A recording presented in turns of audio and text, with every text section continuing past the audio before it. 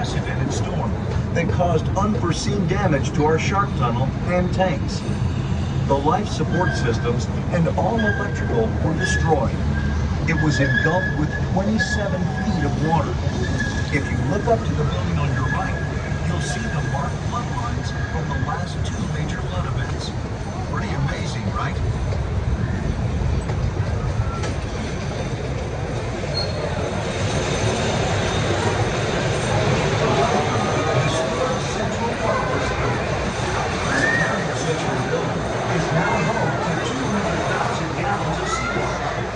The tunnel in which we are located is approximately 70 feet long, and the acrylic is over 5 inches thick, supporting more than 700 tons of water directly over your head.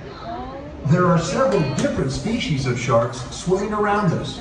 The largest of the sharks that you see is the sand tiger shark.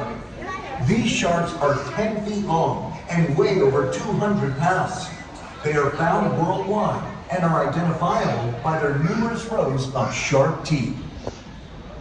The most numerous sharks in our exhibit are brown sharks, which are frequently found off the coast of Galveston.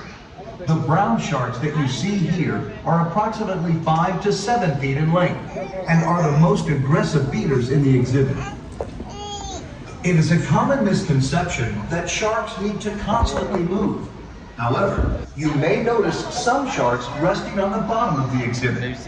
They are nurse sharks and spend the majority of their time on the ocean floor. They can reach up to 10 feet in length and weigh over 200 pounds. The most unusual and rare animal